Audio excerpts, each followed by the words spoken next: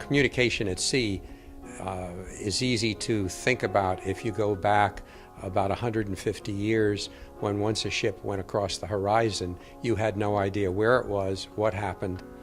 On Cape Cod, we have a lot of widows' walks, and every day the women would go up on the top and look to see if they could see the ship coming over the horizon.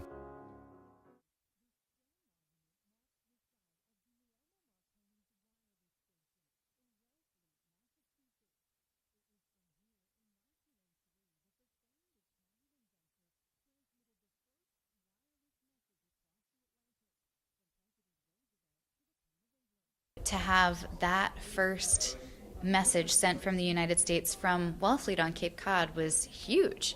It meant that ships were no longer alone and in the dark and inaccessible.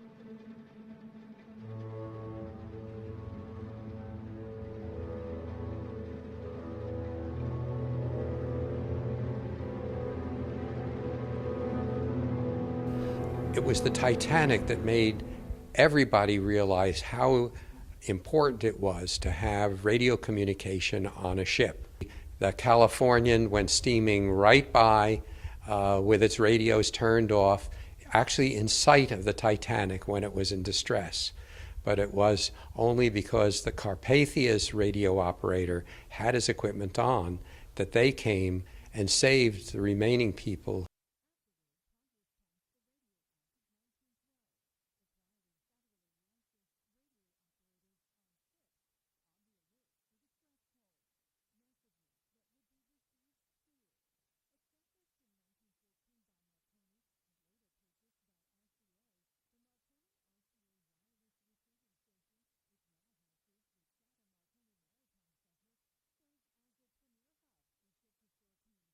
This became the busiest ship-to-shore station in America, but I think maybe even in the world. It handled up to 1,500 to 2,000 messages a day from ships at sea, relaying that information all around the world. The equipment here was so good, and I'm going to say that the operators were also so good, that they were able to receive and get this information and send out rescue ships to help.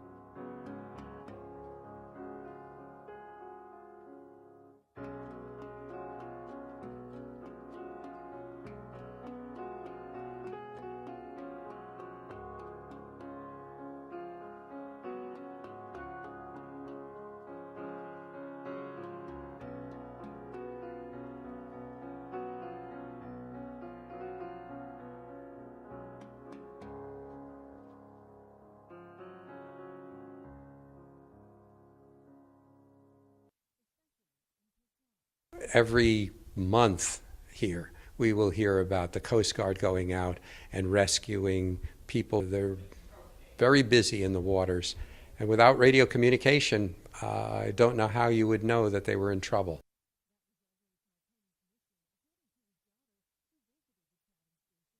He made the invention to save people's lives, because when he was a young boy, he was always attracted by electric waves, and he wanted to make experiments, and especially to use them to save people's lives at sea.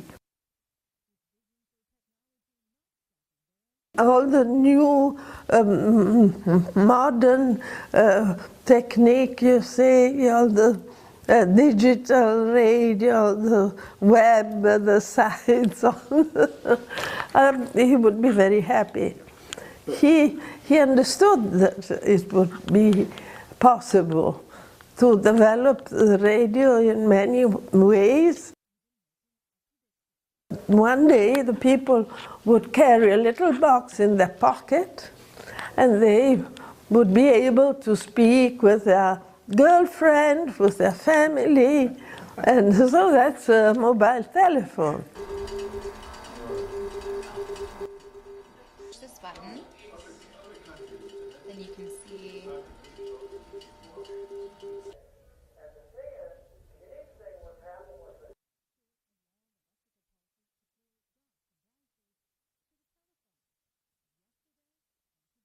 There's lots of hands-on stuff to do here. There are Morse code stations all over the museum where kids can try their hand at learning Morse code. Some of our machines, a lot of them still work, so we have volunteers who come in and will turn them on and write telegrams for people using all of the original equipment. Knowing nothing about radio transmission and being of an age where even the digital transmission is still rather iffy at many times, I just found it rather fascinating to see what my parents and grandparents probably knew and were very impressed with at that time, and I can understand why.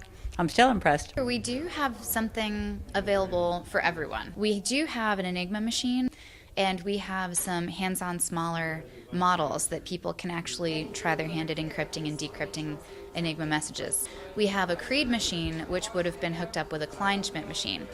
So if you push a button, then you can actually look into this device and see the little pins, the pincers that are tapping the paper and figuring out where the holes are and what orientation they are, and reading dots and dashes in Morse code.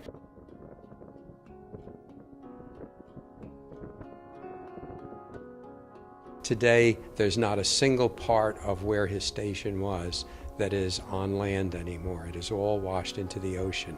Suppose you will come on the other side of the Atlantic Ocean.